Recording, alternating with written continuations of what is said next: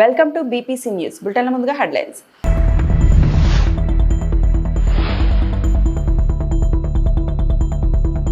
దూసుకొస్తున్న Montha తుఫాన్, ఏపీకి high alert.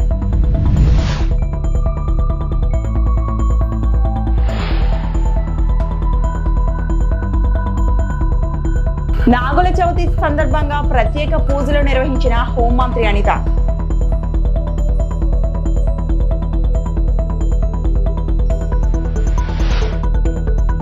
Gun park వద్ద క్షమాపణలు చెప్పిన తెలంగాణ జాగృతి అధ్యక్షురాలు కల్వకుంట్ల కవిత.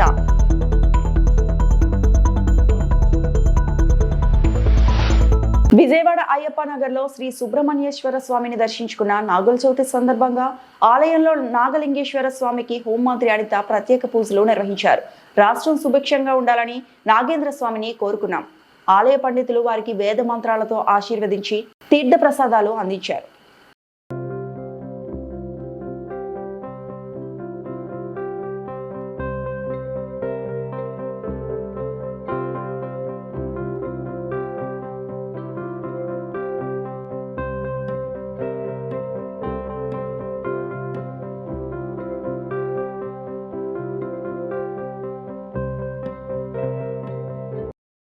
ఇన్నేళ్ల తన రాజకీయాల్లో తెలంగాణ ఉద్యమకారుల కోసం గట్టిగా కొట్లాడలేకపోయానని, అందుకు ఆ కుటుంబాలకు క్షమాపణలు చెప్తున్నానని కవిత అన్నారు. తెలంగాణ జాగృతి తరపున శనివారం జనంబాట కార్యక్రమాన్ని తెలంగాణ జాగృతి అధ్యక్షురాలు కల్వకుంట్ల కవిత ప్రారంభించారు.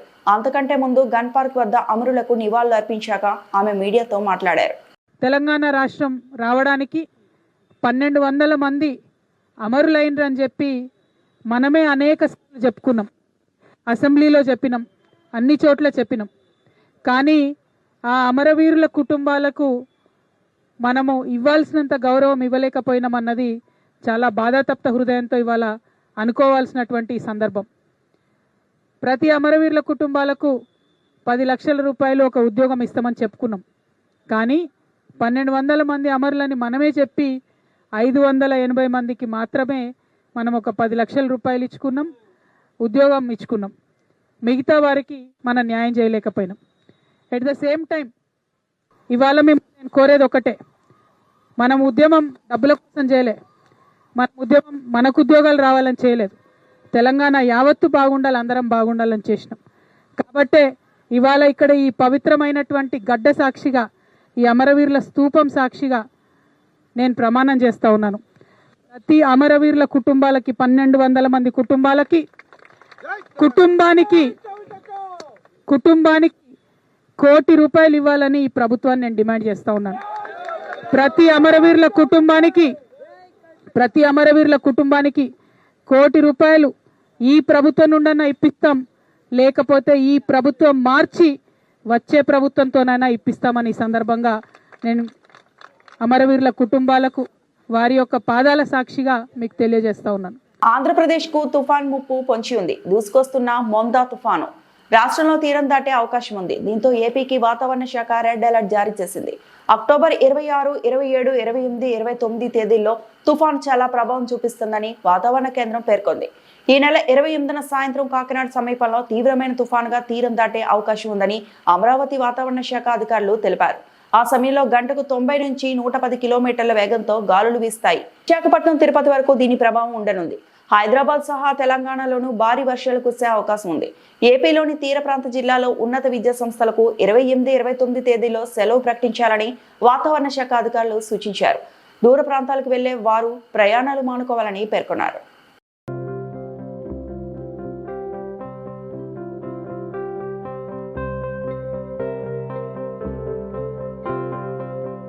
ఆంధ్రప్రదేశ్ శాసనసభ స్పీకర్ చింతకాయల అయ్యన్న పాత్రుడు శనివారం పవిత్రమైన నాగుల చవితి పర్వదినాన్ని నర్సీపట్నంలో సతీమణి చింతకాయల పద్మావతి మరియు తనయుడు కౌన్సిలర్ చింతకాయల రాజేష్ కుటుంబ సమేతంగా జరుపుకున్నారు. ఈ సందర్భంగా స్పీకర్ అయ్యన్న పాత్రుడు మాట్లాడుతూ రాష్ట్ర ప్రజలకు మరియు ప్రపంచవ్యాప్తంగా ఉన్న తెలుగు వారందరికీ నాగుల చవితి శుభాకాంక్షలు తెలియజేశారు. నాగేంద్ర స్వామి వారి ఆశీస్సులతో తెలుగు వారందరి కుటుంబాలు సుఖ సంతోషాలతో ఆనందంగా ఉండాలని, సర్వతోముఖాభివృద్ధి చెందాలని ఆయన ఆకాంక్షించారు. అంతేకాకుండా నవ్య ఆంధ్రప్రదేశ్ రాష్ట్ర అభివృద్ధిలో తెలుగు ప్రజలందరూ భాగస్వామ్యులు కావాలని పిలుపునిచ్చారు. రాష్ట్రం అభివృద్ధి పదంలో పయనించేలా నాగేంద్ర స్వామి ఆశీస్సులు అందించాలని ప్రార్థిస్తున్నట్లు స్పీకర్ అయ్యన్న పాత్రుడు పేర్కొన్నారు. అందరికీ నమస్కారం అండి. ముందుగా మన రాష్ట్ర ప్రజలందరికీ అలాగే ప్రపంచవ్యాప్తంగా ఉన్న తెలుగు వారందరికీ కూడా నాగుల చవితి సందర్భంగా శుభాకాంక్షలు తెలియజేస్తున్నాను. నాగేంద్రుడు ఆశీర్వాదంతో మన రాష్ట్రమే కాదు తెలుగువారి కుటుంబాలన్నీ కూడా ఆనందంగా ఉండాలని, అభివృద్ధి చెందాలని చెప్పి కోరుకుంటున్నాను. అంతేకాకుండా మన రాష్ట్ర అభివృద్ధిలో తెలుగు వాళ్ళందరూ కూడా భాగస్వాములు అవ్వాలని, రాష్ట్రాన్ని త్వరితగతిన అభివృద్ధి చెందేలాగా ఆ నాగేంద్ర స్వామి ఆశీర్వాదం ఇవ్వాలని మరొక్కసారి మీ అందరికీ శుభాకాంక్షలు తెలియజేస్తూ సెలవు తీసుకుంటున్నాను. కానీ విని ఎరుగని రీతిలో పెద్దపప్పుడు మండలంలో చాగులు డ్యాంకు నీళ్లు వచ్చాయని ఎమ్మెల్యే జేసీ అశ్మిత్ రెడ్డి అన్నారు. కొంతమంది వాన పడింది కాబట్టి నీళ్లు వచ్చాయని విమర్శిస్తున్నారని, వాన పడటం ఒక ఎత్తైతే నీరు అందరికీ సమంగా అందడం ఒక ఎత్తని జేసీ అన్నారు.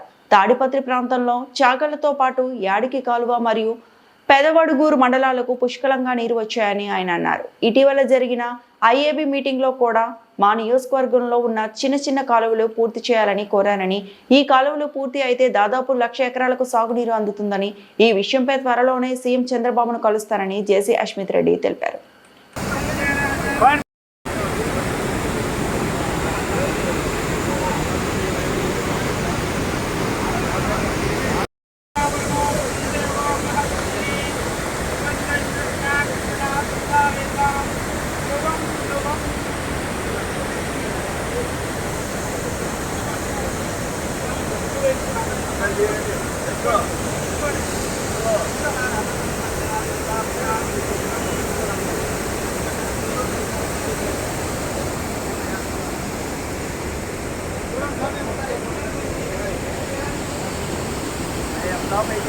మరి ఈరోజు చాలా ఆనందకరమైన రోజు. ఎప్పుడు విని కని ఎరగని రీతిలో మా డ్యామ్కి నీళ్ళు వచ్చాయి. చాలా మంది అంటా ఉన్నారు, నువ్వేంది తెచ్చేది నీళ్ళు, వాన పడింది కదా దానికి పాటికి దానికి వచ్చాయని. వాన పడేది ఒక ఎత్తు అయితే ప్రతి ఏరియాకి సమానంగా నీళ్లు పోయేది ఒక ఎత్తు. అందుకు ఈ కూటమి ప్రభుత్వం ఏం చేసిందంటే ప్రతి ఒక్కరికి నీరు అందాలా, రైతులకి మరొకసారి భరోసా ఇవ్వాలని చెప్పి కేటాయింపులు చాలా బాగా చేశారు. మాకు కేవలం ఒక చాగల్లే కాదు, పైన యాడికైతేనేమి వడుగూరు అయితేనేమి వీటన్నిటి కూడా నీళ్ళు వచ్చాయి. రైతులు ఆనందంగా ఉన్నారు. ఖచ్చితంగా అకాల వర్షాలు పడడం వల్ల రోంత పంట చెడింది అక్కడ ఇక్కడ. అయినా కూడా ఈ నీళ్లు స్టోరేజ్ చేసుకోవడానికి మాత్రం మాకు ఈసారి చాలా మంచి అవకాశం వచ్చింది. అదేవిధంగా నిన్న మాకు ఐఏబీ మీటింగ్ జరిగింది.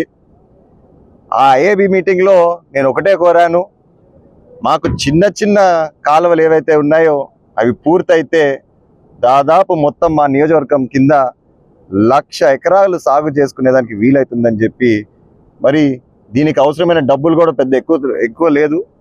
దాదాపు మా చాగళ్ళ కింద అయితే ఒక 15 నుంచి 20 కోట్లు, యాడికి సైడ్ ఇంకొక 20 కోట్లు, మొత్తం కలిపితే ఒక 50 నుంచి 60 కోట్లు మనం ఖర్చు పెట్టామంటే మాత్రం ఖచ్చితంగా రైతన్యకి న్యాయం చేసినట్టుంటుంది. ఖచ్చితంగా కోరాను. బీజేపీ నాయకులు ఆరా దారి మళ్లింపుపై ఆగ్రహం. పాన్గల్ మండలానికి దాదాపు 1,200 క్వింటాలు పైన వేరుశెనగ విత్తనాలు వచ్చినట్లు సమాచారం అందింది. ఈ సమాచారం కోసం ఏడీఏని అడగగా ఎక్కడో తప్పిదం జరిగిందని, దాని గురించి పూర్తిగా సమాచారం సోమవారం నాడు ఇస్తానని చెప్పడం జరిగింది. దానితో పాటు విత్తనాల సబ్సిడీ కేంద్రం ప్రభుత్వం నరేంద్ర మోడీ ఆధ్వర్యంలో ఇస్తుంటే ఫ్లెక్సీలో మాత్రం ఆయన ఫోటో లేకుండా వేయడాన్ని ప్రశ్నించగా ఇంకోసారి అలా జరగకుండా చూసుకుంటామని చెప్పడం జరిగింది. ఒకవేళ సోమవారం లోపు ఏ రైతులు ఇచ్చారో, ఇంతవరకు ఏ ప్రకారం ఇచ్చారో, ఎలా సెలక్షన్ చేసుకున్నారు, ఒకరికి ఎన్ని కేజీలు ఇచ్చారు, సమాచారం ఇవ్వకపోతే పెద్ద ఎత్తున దీనిపై పోరాటం చేస్తామని మండల బీజేపీ నాయకులు హెచ్చరిస్తున్నారు. ఈ కార్యక్రమంలో పాన్గల్ మండల అధ్యక్షులు శివరాం యాదవ్, బీజేపీ దళిత మోర్చా అధ్యక్షులు ప్రవీణ్, జిల్లా బీజేవైఎం ప్రధాన కార్యదర్శి రమేష్, కౌన్సిలర్లు రామకృష్ణ, మండల జనరల్ సెక్రటరీ నరేందర్ రెడ్డి, మండల ఉపాధ్యక్షులు డీసీ కురమయ్య, మండల ప్రధాన కార్యదర్శి తానా మోని రమేష్, నాగరాజు, నందకుమార్, పరమేష్ తదితరులు పాల్గొన్నారు. ఇక్కడ కూడా ఈ ప్రభుత్వాలకు కానీ కాంగ్రెస్ గవర్నమెంట్ లేదా బీఆర్ఎస్ గవర్నమెంట్ దీనికి సంబంధం లేకుండా ఆఫీసర్లకు ఆ స్వచ్ఛంద సంస్థ రెండు టైపై అక్కడ పోయి వాళ్ళ పొలాల్లో తిరిగి చూసి ఈ రైతు చేస్తున్నాడు ఈ రైతు చేస్తున్నాడు అని చూసి వాళ్లకు వీళ్ళు ఇవ్వాలన్నమాట. ₹1 కూడా కట్టకుండా మొత్తం ఒక్కొక్క రైతుకి దాదాపు క్వింటల్ వరకు వీళ్ళు ఇది చేయాలి. కానీ ఇక్కడ జరుగుతున్నది ఏంటంటే అక్కడ మనం బోర్డు పెట్టేది మొత్తం నరేంద్ర మోడీ గారు స్వచ్ఛంద సంస్థకు పంపిస్తే ఈ స్టేట్ గవర్నమెంట్ ఇక్కడ ఉన్నటువంటి మన మంత్రి గారు జూపల్ కృష్ణారావు సార్ గారు మిగతా వాళ్ళ కూడా మేము ఇస్తున్నాం అన్నట్టు చెప్పేసి బోర్డు పెట్టుకుని కాంగ్రెస్ పెట్టి వాళ్ళకి ఎవరైతే మంచి ఉంటారో వాళ్ళ కార్యకర్తలు అయితే ఉంటారో విలేజ్ లో పుట్టి ఎవరైతే ఇప్పుడు మీ అందరికీ తెలిసింది ఏమైనా ఇస్తున్నారని ఎవరో చెప్పడం వల్ల మీరు తెలుసుకొని ఇట్లా వచ్చింది. అంటే ఎక్కడ కూడా షాపింగ్ చేయకుండా ఏం చేయకుండా రోజుల దొంగల్లాగా ఏం చేస్తున్నారు ఈ లీడర్లు, కాంగ్రెస్ లీడర్లు అంటే వాళ్ళకి సంబంధించిన ఎవరైనా ఉంటే లోపల తీసేసుకుని మీకు ఇస్తున్నారు మేము ఇస్తున్నాం అని చెప్పేసి ఇస్తా ఉన్నాం. కానీ వీటికి వచ్చింది దాదాపు 1200 క్వింటాల వేరుశనగ విత్తనాలు వచ్చినాయి. 1200 క్వింటాల పైనే వచ్చినాయి. ఇప్పటి కూడా మాకున్న సమాచారం ఏంటంటే దాదాపు 2 లారీల దాకా పక్కదారి పట్టించిన అనేది మాకు సమాచారం ఉంది. అందుకే ఇందాక మేము అగ్రికల్చర్ ఏవో ఫోన్ చేస్తే ఆయన ఎత్తలేదు, చాలా బిజీగా ఉన్నట్టున్నాడు. ఆయన సేనులో తిరిగి బిజీ ఉన్నట్టున్నాడు. అందుకే మా మండల అధ్యక్షుడు ఏడీ గారికి చేస్తే ఆయన ఉండి ఎందుకు మరి కాంగ్రెస్ పెట్టింది మళ్ళీ మీ గవర్నమెంట్ అన్నప్పుడు సెంట్రల్ పెట్టాలి కదంటే ఏదో ఇది ఒకసారి మిస్టేక్ అయింది, తప్పైంది, నెక్స్ట్ సారి పెడతాం, ఈసారి అయితే ఇదే సార్ అని చెప్తా ఉన్నారు. యాక్చువల్ గా అది ఏ అయితే రైతులకు ఇస్తున్నారో ఈ గవర్నమెంట్ ఆఫీసర్లు అందరూ కూడా పర్యవేక్షణ ఉండి వాళ్ళ మధ్యలో ఇవ్వాలి, కరెక్టా కాదా చూసి అని చెప్పేసి వాళ్ళు వీళ్ళు కన్సల్ట్ చేసి ఇవ్వాలి. కానీ వీళ్ళు ఏం చేసిండ్రు, వీళ్ళ పని వీలుండి ఆ కాంగ్రెస్ వాళ్ళకి అప్పచెప్తే వాళ్ళకి ఇచ్చుకుంటా అది కూడా అందరికి ఇస్తలేదు. అది కూడా అందరికీ ఎప్పుడు ఏం చేస్తున్నారంటే మళ్ళీ పక్కదారి దాదాపు 2 లారీల దాకా వేరుశనగ పల్లీలు పక్కదారి పట్టిందని మాకు సమాచారం ఉంది. ఏ రైతైనా సరే ఏ ఊర్లో అయినా సరే వాళ్ళు స్వచ్ఛందంగా వాళ్ళు వచ్చి అప్లై చేసుకుంటే క్వింటల్ ఇచ్చే కాడ 50 కేజీలు ఇస్తారా లేకపోతే 80 కేజీలు ఇస్తారా కానీ రైతులకు అందరూ కూడా వేసుకున్న వాళ్ళకి అందరూ కూడా సమన్వయం చేయాలి, ₹1 కూడా కట్టకుండా. ఇది వీళ్ళు ఇట్లా చేస్తారని చెప్పేసి నరేంద్ర మోడీ గారు ఏం చేసింది మన భారతీయ జనతా పార్టీ అంటే డైరెక్ట్ రైతులకి ఏం కాదు, వీళ్ళకి మధ్యలో ఇస్తే వీళ్ళు మధ్యలో అటు ఇటు చేస్తారంటే వీళ్ళు ఇప్పుడు కూడా ఏం చేస్తున్నారంటే మళ్ళా సేమ్ అదే కట్ట అదే విధంగా చేస్తా ఉన్నారు. నర్సాపురం టీడీపీలో మరోసారి బయటపడ్డ వర్గ విభేదాలు. ఈ నెల 26న జరగనున్న ఏఎంసీ చైర్మన్ మరియు సభ్యుల ప్రమాణ స్వీకార కార్యక్రమ ఆహ్వాన పత్రికలో తమ నేత టీడీపీ మాజీ ఎమ్మెల్యే మాధవ నాయుడు పేరు వేయకుండా అవమానించారని ఆయన వర్గం ప్రెస్ మీట్ పెట్టేవారి నిరసన తెలియజేశారు. 2019 ఎలక్షన్లో ఓడిపోయిన మాధవ్ నాయుడిని నర్సాపురం టీడీపీ ఇన్ఛార్జిగా తొలగించి పొత్తూరు రామరాజుని నియమించింది. టీడీపీ అధిష్టానం అప్పటి నుంచి ఇప్పట టీడీపీ 2 వర్గాలుగా చీలిపోయి ఎవరికి వారు కార్యక్రమాలు చేస్తూ వస్తున్నారు. ఇప్పుడు ఈ విభేదాలు తారస్థాయికి చేరుకున్నాయి. ఉద్దేశపూర్వకంగానే రామరాజు వారి నాయకుడు బండారు మాధవ నాయుడిని పేర్లు వేయకుండా అవమానించారని వారు ఆరోపించారు. నిరసన తెలియజేసేటువంటి నల్ల కండువ కూడా వేయడం జరిగింది.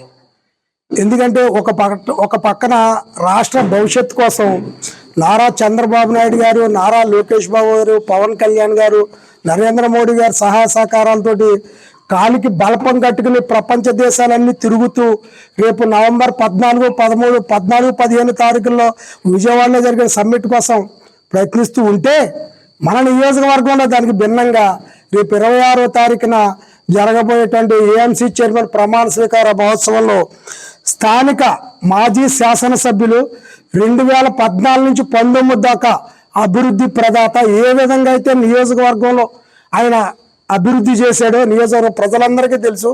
అదేవిధంగా సీటు సైతం త్యాగం చేసినటువంటి వ్యక్తి మాజీ శాసనసభ్యులు బండారు మాధవ నాయుడు గారు. అటువంటి వ్యక్తి యొక్క పేరు ఎక్కడా కూడా ఇదిగోండి మీకు చూపెడతాను. వారు దింపినటువంటి పాంప్లెట్, ఈ పాంప్లెట్లు ఎక్కడా కూడా ఏ కోశాన కూడా ఆయన పేరు ప్రస్తావించడం కానీ ఆయనకి ఇన్విటేషన్ ఇవ్వడం కానీ చేయలేదు.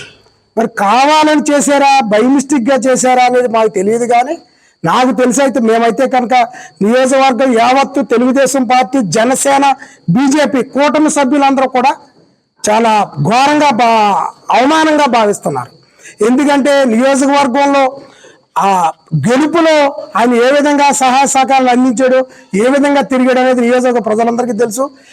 ఏదైతే తప్పు చేశారు ఏదైతే తప్పు చేశారో ఆ తప్పును సరిదిద్దుకోకపోతే భవిష్యత్తులో రేపు 26వ తారీఖు జరగబోయే కార్యక్రమం విషయంలో మేము తీసుకోబోయేటువంటి నిర్ణయాలకి, జరగబోయే చర్యలకి ఇక్కడ నర్సాపురంలో నియోజకవర్గంలో తెలుగుదేశం పార్టీ పూర్తి బాధ్యత వహించవలసి ఉంటుంది. దానికి మీరు సిద్ధమైతే ఈ తప్పును సరిదిద్దుకోకండి. కర్నూలు బస్సు ప్రమాద ఘటనతో తెలంగాణ రవాణా శాఖ అప్రమత్తమైంది. ప్రైవేటు బస్సులను అధికారులు తనిఖీ చేస్తున్నారు. విజయవాడ హైవే, బెంగళూరు హైవేపై ఆర్డీఏ బృందాలు విస్తృత తనిఖీలు చేపట్టాయి. రాజేంద్రనగర్ పరిధి గగన్ పహాడ్ వద్ద సోదాలు చేశారు. ఏపీ నుంచి వస్తున్న ట్రావెల్ బస్సులను తనిఖీ చేశారు. వాహనాల్లో ఫైర్ సేఫ్టీ, మెడికల్ కిట్లను పరిశీలించారు. నిబంధనలు పాటించిన 5 ట్రావెల్ బస్సులపై కేసులు నమోదు చేశారు. ఎల్బీ నగర్ లో చింతలకుంట వద్ద ఆర్డీఏ అధికారులు తనిఖీ చేశారు. నిబంధనలు ఉల్లంఘించిన ట్రావెల్ బస్సును సీజ్ చేశారు. నిబంధనలకు విరుద్ధంగా రోడ్లపై తిరుగుతున్న మరో 4 బస్సులపై కేసులు నమోదు చేశారు. ఈ రోజు మా district transport officer Medchal Malkajgiri గారు ఇచ్చిన ఆదేశాల అనుసారంగా మేము సీసీ బస్సుల వాహన తనిఖీలు చేయడం జరుగుతుంది. సో ఇప్పుడు మీరు చూస్తున్నారు, ఇప్పుడు ఈ వెహికల్స్ మనం చెక్ చేసినాము. ఈ బండికి సంబంధించి ఫైర్ ఎక్స్టింగ్విషర్ ఎక్స్పైర్ అయిపోయింది, పనిచేయడం లేదు. అసలు దీనికి సంబంధించినటువంటి ఎమర్జెన్సీ ఎగ్జిట్ కూడా సరిగా పనిచేయడం లేదు. అండ్ హ్యామర్స్ కూడా వీళ్ళు క్యారీ చేయలేదు. సో దాని గురించి మనం ఈ బండిని వైలేషన్ ఆఫ్ పర్మిట్ కండిషన్స్ కింద కేసు రాసి దీన్ని సీజ్ చేయడం జరుగుతుంది. ఇప్పటి వరకు మనం మార్నింగ్ నుంచి దగ్గర 15-16 బస్సుల వరకు మనం చెక్ చేయడం జరిగింది. వీటిలో ఈ బస్ మాత్రం సీజ్ చేయడం జరుగుతుంది. మనం ఇప్పుడు ఈ permit, inter state permit, all India tourist permit, vehicle యొక్క ఫిట్నెస్ సర్టిఫికేట్ చూస్తున్నాము, పొల్యూషన్ సర్టిఫికేట్, సెకండ్ డ్రైవర్ ఉన్నాడా లేదా, మన ఫైర్ ఎక్స్టింగ్విషర్ పనిచేస్తుందా లేదా, మన ఎమర్జెన్సీ ఎగ్జిట్ పనిచేస్తుందా లేదా, ఓపెన్ అవుతుందా లేదా అని చూస్తాము. అంటే ఇప్పుడు మన ఆల్ ఇండియా టూరిస్ట్ పర్మిట్ ఉంటుంది. ఇంటర్ స్టేట్ వేరే స్టేట్ నుంచి ఈ స్టేట్ వస్తున్నప్పుడు all India tourist permit valid ఉంటే మనం దాన్ని యాక్సెప్ట్ చేయవలసి ఉంటుంది. ఆల్ ఇండియా టూరిస్ట్ పర్మిట్ సంబంధించి 90,000 రూపాయల ట్యాక్స్ ఉంది. ఆ ట్యాక్స్ వ్యాలిడిటీ ఉందా లేదా చెక్ చేసుకుంటాం. అండ్ అదే విధంగా హోమ్ స్టేట్, అంటే ఆ బండి ఎక్కడైతే రిజిస్ట్రేషన్ అయిందో దానికి ఆ హోమ్ స్టేట్ ట్యాక్స్ ఉందా లేదా, ఆ పర్మిట్ ఉందా లేదా చూసుకొని దాన్ని బట్టి మనం వేరే రాష్ట్రంలో వీటికి పర్మిట్ ఎన్ని రోజులు ఉంటుంది? ఏదైనా ఒక 5 years ఉంటుంది. పర్మిట్ అనేది 5 years ఉంటుంది. ఒక బస్సుకి సిట్టింగ్ పర్మిషన్ తీసుకొని స్లీపర్ గా నడుపుతున్నారు కదా, అలాంటి వాటిపైన ఎలాంటి చర్యలు తీసుకుంటారు? అలాంటి వాటి మన దృష్టికి వస్తే వాటిని స్ట్రక్చరల్ ఆల్టరేషన్ కింద కేసెస్ బుక్ చేసి, అనాథరైజ్డ్ ఆల్టరేషన్ కింద కేసెస్ బుక్ చేసి మనం సీజ్ చేయడం జరుగుతుంది. ఇప్పుడు అలాంటి బస్సులు ఏమన్నా మీ తనిఖీలో బయట లేదండి. ఇప్పటి వరకు అయితే ఈ రోజు మార్నింగ్ అరౌండ్ 15 to 20 వెహికల్స్ మనం చెకింగ్ చేసినాం. అట్లాంటివి మన దృష్టికి అయితే రాలేదు. జల విద్యుత్ ప్రాజెక్టుపై గిరిజన పిల్లలు తిరుగుతున్నారు. జల విద్యుత్ ప్రాజెక్టును వ్యతిరేకిస్తూ అల్లూరు కలెక్టరేట్ ను చుట్టుముట్టిన ప్రవాస గ్రామస్తులు మా భూములను జోక్యం చేసుకుంటే లెక్క వేరేలా ఉంటుందని హెచ్చరికలు. చంద్రబాబు, పవన్ కళ్యాణ్ కు వ్యతిరేకంగా నినాదాలు చేపట్టారు.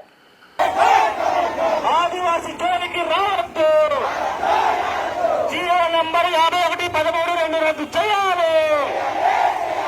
జీవో నంబర్ 213 రద్దు చేయాలి. వర్ధిల్లాలి ఆదివాసుల ఐక్యత. అడవి జోలికి వస్తే తరిమి కొడుతూ, మా భూమి జోలికి వస్తే తరిమి కొడుతూ, వర్ధిల్లాలి ఆదివాసుల ఐక్యత. మా భూముల్లో దిమ్మలు పాతున్న నవయుగ కంపెనీకి ఎస్సీ ఎస్టీ పెట్టాలి. మా భూముల్లో దిమ్మలు వేసిన నవయుగ కంపెనీ కేసు నమోదు చేయాలి. ఆదివాసి జోలికి వస్తే కరద్దార్. ఆదివాసి జోలికి వస్తే కరద్దార్. ఈ వార్తలు ఇంతటితో సమాప్తం.